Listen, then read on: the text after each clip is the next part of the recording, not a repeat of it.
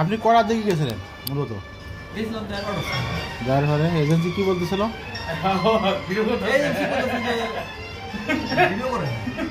না বলেন মূলত ঘটনা কি, কেমন ইন্টারভিউটার সিস্টেমটা কি, কেমন দিলে মানুষের লাভ হবে?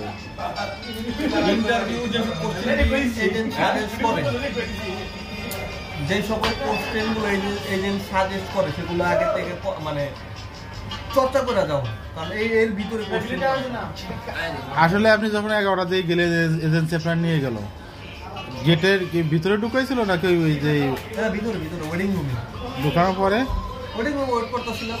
তো আরও যারা লোক ছিল তারা ওই সিরিয়াল দেওয়ার, ওদের মধ্যে স্টুডেন্ট যারা ছিল তারাও ছিল, অনেকে পাসপোর্ট কালেক্ট করার সময় ওরাও ছিল, সবাই সিরিয়াল এই সিরিয়াল দিতে দিতে আমার তো 4টার সময় আর কি আমি আমার সিরিয়ালে মানে 11টায় ঢুকে 4টায় 5 ঘন্টা সময় লাগে। আচ্ছা এজেন্সি কি আপনারে মানে কোন সিস্টেম করে এই কাউন্টারে দেবে বা ওই কাউন্টারে দেবে এরকম দেবে? তাদের কাছে ক্ষমতা আছে কিন্তু তারা এটা প্রয়োগ করে না, ক্ষমতা আছে তারা চাইলে পারে। আপনারা কি যেটা সিরিয়ালে পাইছেন? সেটা আমি আমার যে সিরিয়ালে ছিলাম সেই সিরিয়ালে আমি আমার কাউন্টার পাইছি, 2 নম্বর কাউন্টার ইন্টারভিউ। আর 2 নম্বর কাউন্টারে আপনি কি জিজ্ঞেস করলো? প্রথমত তার কাছে অনেক সুন্দর সুদর্শন লম্বা, আর আমার পাশে একাত্তর তাদের দেখুন তার একটু বয়স সেই জিজ্ঞেস করলো আমার প্রায় 15-16টা কোশ্চেন, আরো বেশি সম্ভবত জিজ্ঞেস করছে। প্রায় আমি যতটুকু জানি 3 মিনিট সময় দেখি, 3 মিনিট সময় মানে একটা যারা অ্যাপ্লাই করে তাদের 3 মিনিট সময় দেওয়া, তারপর 3 থেকে 3.5 মিনিট। আমি মনে করি তারা পুরো সময়টা আমার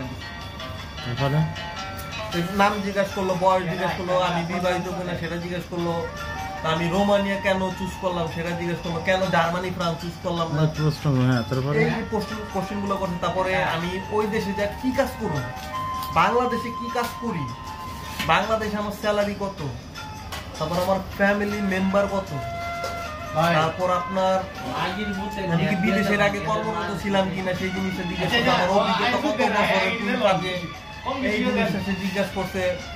তারপর আরো অনেক ধরনের নানা ধরনের জীবন মানে বিজ্ঞান বলে কোশ্চেন সে করে। আচ্ছা আপনার কি মনে হয় যে রোমানিয়ানরা আপনার ভিসা দিতে আইছে, আমাদের বাংলাদেশে ভিসা দিতে আইছে, এটা কি মনে হয় যে তারা ভিসা দিতে আইছে, ওরা কর্মী বাছাই করে নিচ্ছে বা তাদের ভিসা দেওয়ার মন আছে? তারা অনেক আন্তরিক, তারা বাঙালিদেরকে বাঙালি অনেক পালায়, তারা এটাও জানে, তারা সব জানে, আমরা যা জানি তারা একটু বেশি জানে। কিন্তু বাংলাদেশের যে অথরিটিটা, এর আগের অথরিটি যে ছিল তারা যে 3 মাসের অস্থায়ী ভাবে বাংলাদেশে গেল, বাংলাদেশের তাদের দূতাবাস স্থাপন করলো, এতে হয়তো সরকার দলীয় লোকের কিছু, কারণ সরকার দলীয় লোক আপনারা জানেন যে বিগত সরকার প্রত্যেকটা খাতে তাদের এমন ছত্রছায়া ছিল, এই খাতটাও তারা বাদ দেয়।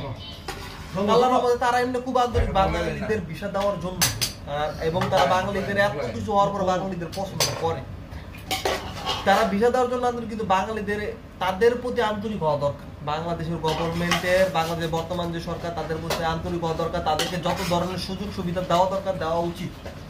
কারণ ওই দেশে যাওয়ার পরে বাঙালিরা যেহেতু তাদের জীবনমান দিক থেকে উন্নত করে বাংলাদেশের উন্নয়ন সাধিত করতেছে, এই জন্য বাংলাদেশ সরকার তাদের যতটুকু উচিত এর চাইতে বেশি তাদের সুযোগ সুবিধা দিয়া তাদেরকে আবার যেন বাংলাদেশে তাদের এম্বাসি স্থাপন করতে পারে সেই সুযোগ সুবিধা দেওয়া। আচ্ছা অনেকে বলে যে, আমরা অনেকে বলি যে রোমানিয়ার এম্বাসিতে বাংলাদেশে ভিসা দেয় না, নেপালিদের 100% ভিসা হয়। একেবারে ভুল ধারণা, কারণ আমি এই কথাটা শুনছি যে নেপালিদের 95 থেকে 90% ভিসা দেওয়া হয়, আসলে একবারে ভুল।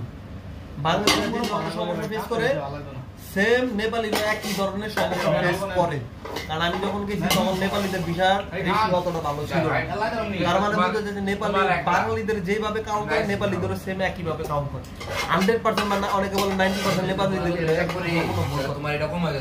আমি সচক্ষে যে জিনিসটা দেখছি আমি এটা বিশ্বাস করতাম। মূলত ওদের টার্গেট, তাহলে আপনি কি বলতে চাচ্ছেন যে যদি আসলেই সে শ্রমিক হয়, ওয়ার্কার হয়, যদি কোম্পানি ঠিক থাকে, মেন যে সমস্যাটা, মেন যে জিনিসটা হলো রোমানিয়াতে অনেক সাপ্লাই কোম্পানি তৈরি হয়ে গেছে বাঙালিদের থেকে বাণিজ্য করার জন্য।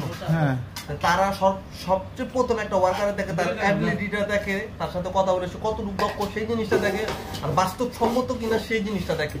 এরপরে সে যাচাই বাছাই করে ওই দেশে সে কোন কোম্পানিতে যাবে, সেটা অরিজিনালি কোনো বৈধ কোম্পানি কিনা, তার ট্যাক্স টোকেন সবকিছু ঠিক আছে কিনা, এবং সে যদি সবকিছু সঠিক থাকে এবং তার যদি সত্যিকার অর্থে যদি শ্রমিকের প্রয়োজন পড়ে, তাহলে আল্লাহর রহমতে তার কোনো ভিসার সমস্যা হবে না। আশা করি সে ভিসা পাবে ইনশাআল্লাহ, যদি আসলে সে শ্রমিক হয় অবশ্যই। এবং ওই দেশের যে তারা হায়ার করতে চাইতেছে তার আসলে প্রয়োজন পড়ে এবং বৈধ কোম্পানি যদি, অবশ্যই তার ভিসা হবে আশা করি। বৈধ কোম্পানি আসলে বৈধ তার শ্রমিকের দরকার, এবং যে শ্রমিকটা নেছে সেই শ্রমিকটা আসলেই শ্রমিক, এইরকম যদি ব্যাটে বলে মেলে তারা যাচাই করে তার ভিসা।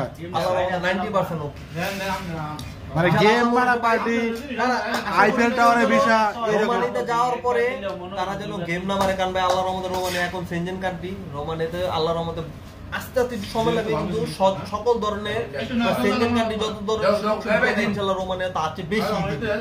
রোমানিয়ার মানুষগুলো খুব ফ্রেন্ডলি এবং তারা বাঙালিদের প্রতি অনেক আকৃষ্ট, সম্মান করে। আচ্ছা,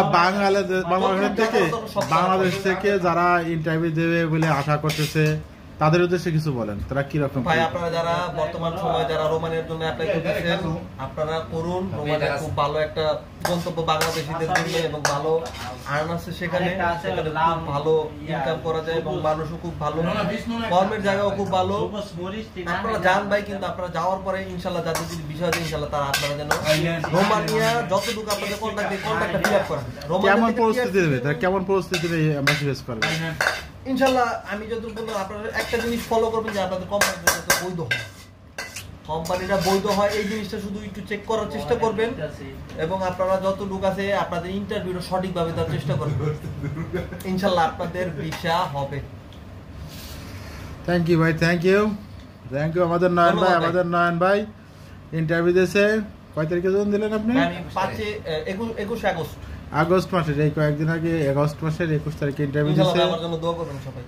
আচ্ছা ঠিক আছে ভাই, আল্লাহ হাফেজ।